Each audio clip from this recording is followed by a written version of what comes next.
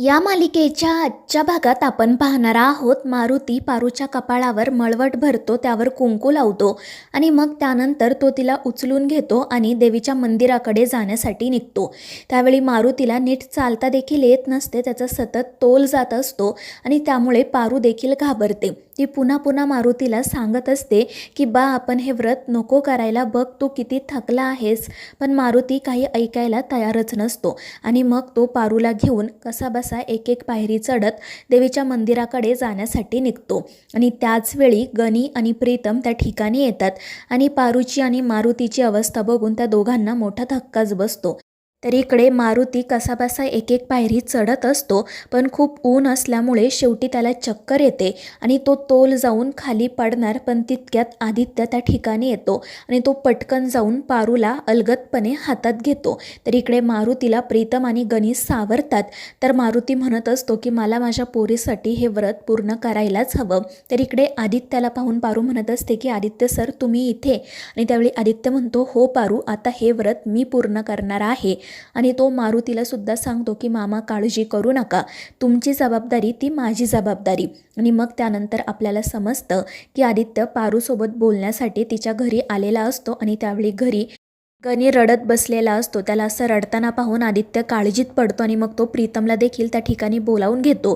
ते दोघे जण गणीला काय झालं आहे हे विचारत असतात आणि मग शेवटी गणी गुरुजींनी केलेली भविष्यवाणी, पारूच्या जीवाला असणारा धोका आणि आता तिच्यासाठी मारुती जे व्रत करत असतो त्याबद्दल सगळं काही आदित्यला आणि प्रीतमला सांगतो आणि हे सगळं काही ऐकून त्या दोघांच्या पायाखालची तर जणू जमीनच सरकते। गणी रडतच म्हणत असतो की आदित्य सर, प्रीतम सर, तुमच्या घरावर जे संकट येणार होतं ते माझ्या ताईडीने स्वतःवर घेतलं आणि आता तिच्या जीवाला धोका निर्माण झाला आहे आणि मला माहिती आहे काही झालं तरी बा हे व्रत पूर्ण नाही करू शकत, आता तुम्हालाच काहीतरी करायला हवं। आणि मग त्यानंतर प्रीतम आदित्यला म्हणतो की दादा, पारूने आपल्या घराच्या सुखासाठी इतका मोठा धोका पत्करला आहे, तर आता आपलं कर्तव्य आपण पूर्ण करायला हवं। आणि मग तो आदित्यला हे सुद्धा सांगतो की मारुती मामांचं व्रत तू पूर्ण कर, कारण गुरुजींनी सांगितलं आहे ना की मुलीचा भाऊ, वडील आणि नवराच हे व्रत पूर्ण करू शकतात। आणि त्यावर आदित्यही हो म्हणतो आणि मग ते दोघे जण गणीसोबत त्या मंदिराकडे जाण्यासाठी निघतात। तर इकडे मारुती म्हणत असतो की माझ्या पोरीसाठी मला हे व्रत पूर्ण करायचं आहे। तर आदित्य म्हणतो की मामा काळजी करू नका, मी हे व्रत पूर्ण करतो। पण मारुती पुन्हा पुन्हा त्याला सांगत असतो की आदित्य बाबा, तुम्ही व्रत पूर्ण करून काही उपयोग होणार नाही आहे, कारण हे व्रत मुलीच्या भावाने, वडिलांनी किंवा नवऱ्याने करायला हवं। परंतु आदित्य काही न ऐकता पारूला घेऊन मंदिराकडे जाण्यासाठी निघतो सुद्धा। तर इकडे प्रीतम मारुतीला समजावत असतो की मामा तुम्ही काही काळजी करू नका, कारण पारूचं आणि दादाचं नातं खूप जवळचं आहे। आणि ते ऐकून मारुतीला धक्काच बसतो। तो विचारतो जवळचं नातं म्हणजे, पण तितक्यात प्रीतमला ऑफिसमधून एक कॉल येतो आणि प्रीतम मग कॉलवरच बोलत बसतो आणि त्यामुळे तो मारुतीच्या प्रश्नांची काही उत्तरं देऊ शकत नाही। तर मारुती देखील खूप दमलेला असतो, त्यालाही काही सुचत नाही। दुसरीकडे आदित्य पारूला घेऊन एक एक पायरी चढत असतो, उन्हामुळे तो देखील खूप दमलेला असतो। तर पारू तिच्या साडीच्या पदराने त्याचा घाम पुसत असते आणि मग शेवटी ते दोघेजण देवीच्या मंदिरामध्ये पोहोचतात।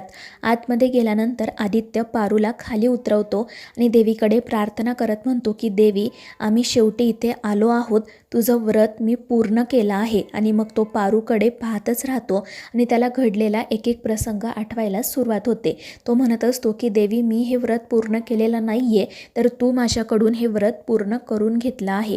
म्हणजे बघ माझं पारूसोबत झालेलं भांडण, त्यानंतर मी दिवसभर केलेला उपवास आणि आता मी पारूला घेऊन इथे येणं, हा सगळा फक्त योगायोग नाही ना गं असू शकत। मला माहिती आहे तुझीच इच्छा होती की मी हे व्रत पूर्ण करावं आणि अगदी तसंच घडलं आहे। आता तू माझ्या आणि पारूच्या नात्यावर कोणतंही संकट येऊ देऊ नको। तुला आमची जी परीक्षा घ्यायची होती ती तर तू घेतली, पण आता सगळं काही ठीक कर। आणि मग त्यानंतर तो तेथून बाहेर पडतो। तर पारू देखील देवीचा आशीर्वाद घेते आणि ती आदित्यसोबत बोलण्यासाठी पटकन बाहेर येते, पण आदित्य तिच्याकडे बघायला देखील तयार नसतो। पारू कान पकडून त्याची माफी मागते, म्हणते की आदित्य सर मला माफ करा, करा. पण आदित्य तिच्यावर खूप चिडलेला असतो. तो म्हणत असतो की पारू, मला तुझ्याशी काहीच बोलायचं नाही आहे गं, कारण एका क्षणात तू मला परक केलं. तर पारू म्हणत असते की आदित्य सर, असं खरंच काही नाही आहे, मला तुम्हाला सगळं काही सांगायचं होतं. तर आदित्य म्हणतो की पारू, मग कधी सांगणार होतीस तू? अगं, माझ्या घरावर जे संकट आलं होतं त्या संकटाला तू एकटी सामोरी गेली, मला काही कळूसुद्धा दिलं नाही.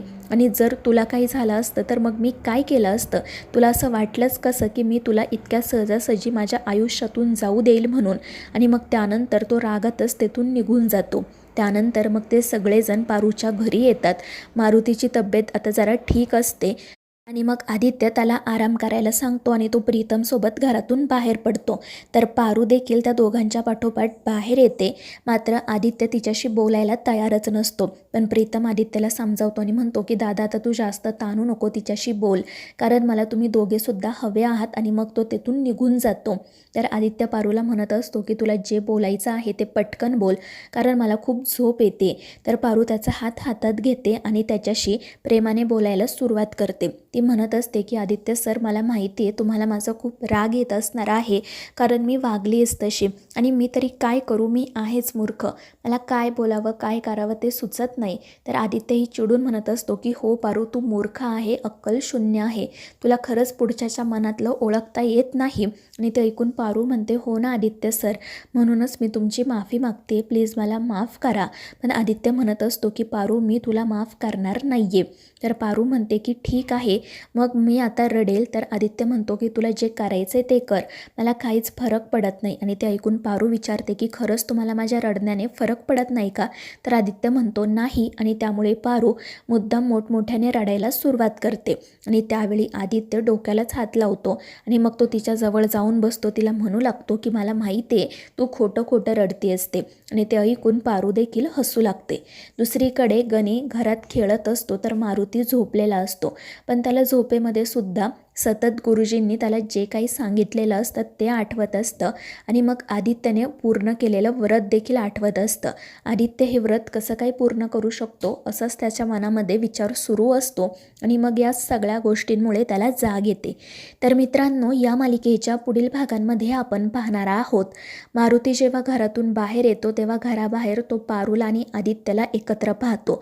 त्या दोघांचं बोलणं तो ऐकतो आणि मग त्याच्यासमोर पारूच्या आणि आदित्यच्या नात्याचं सत्य येतं. आणि या गोष्टीमुळे त्याला मोठा धक्का बसतो.